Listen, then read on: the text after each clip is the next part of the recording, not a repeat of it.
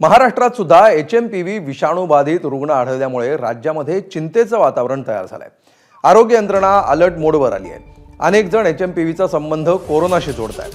पण HMPV बाबत काळजी करण्याचं काहीही कारण नाही असं तज्ञ डॉक्टरांचं म्हणणं आहे। HMPV संदर्भात सर्वसामान्यांच्या मनातले प्रश्न ABP माझानं जे रुग्णालयाच्या डीन पल्लवी सापळे यांना विचारले, त्यावर त्यांनी काय उत्तरं दिली आहेत पाहूया।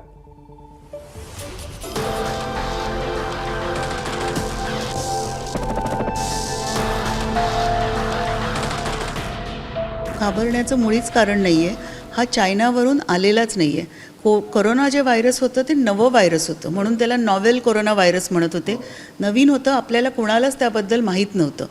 हे जे व्हायरस आहे हे निदान 50 ते 60 वर्षापासून जगभर आहे आणि आपल्या देशात देखील 2004 मध्ये पुण्यात, 2011 मध्ये एम्समधून स्टडी पब्लिश झाली आहे आणि गेल्या वर्षीच पुण्याच्या KEM हॉस्पिटलचा एक पब्लिश रिपोर्ट आहे ज्याच्यात 13% मुलांना HMPV व्हायरस आहे महाराष्ट्रात।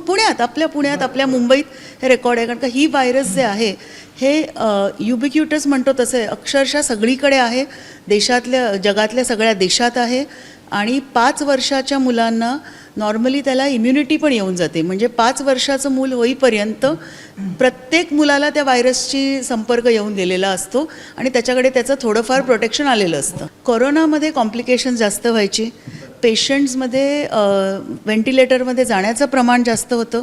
कोरोना म्युटेट खूप व्हायचा, म्हणजे आपणच बघितलं की विविध लाटा आल्यात आणि कोरोनात लाँग टर्म साईड इफेक्ट्स पण खूप होते, लाँग कोविड ज्याला म्हटलं जातं।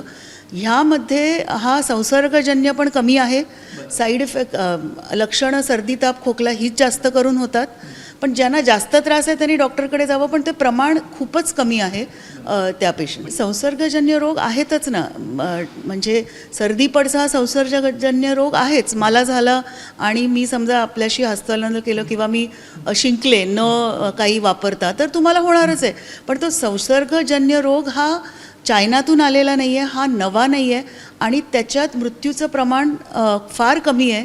ज्यांची प्रतिकारशक्ती कमी आहे त्यांनाच तो होतो। कधीही तुम्हाला सर्दी खोकला होऊ नये अशी तुम्ही इच्छा केली तरी होणारच आहे, पण त्याच्यासाठी प्रोटेक्शन काय जायचं तर मला जर सर्दी खर्च असेल तर शिंकताना खोकताना तोंड झाकावं, जमेल तेव्हा हात धुवावे, चेहऱ्याला हात लावू नये। जे कोरोनासाठी केलं तेच करायचं, पण मास्क वगैरेची गरज नाही आहे।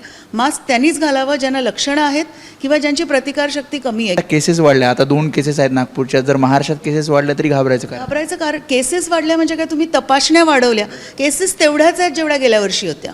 तुम्ही तपासण्या वाढवल्या की तुम्हाला पॉझिटिव्ह रिपोर्ट्स दिसू लागतील। RT-PCR करायला लागलात, हे डायग्नोज करायचा एकच मार्ग आहे RT-PCR। आता समजा 10 जणांना सर्दी पडसं झालं आहे, त्यांचं आपण टेस्टिंग केलं तर त्यातले एखाद दुसरा HMPV येणारच आहे। रुग्णालयात काही विशेष वॉर्ड किंवा असं काही जे केंद्र सरकारचे निर्देश आहेत आणि आमचे माननीय मंत्री हसन मुश्रीफ सरांनी जे निर्देश दिले त्याप्रमाणे सध्या काही स्पेशल प्रिकॉशन्स घेतले नाही जात आहेत। सेपरेट OPD किंवा सेपरेट वॉर्डची गरज नाही आहे। आम्ही फक्त आकडा मॉनिटर करतो आहे आणि आम्हाला जर कुठून निर्देश आले की व्हायरस बदलला आहे, पण आता 50 वर्ष जो बदलला नाही तो आत्ताच बदलेला याचं काही कारण नाही आहे। कोविड कसा खूप बदलत होता, हा बदलत नाही आहे। ABP माझा, उघडा डोळे बघा नीट।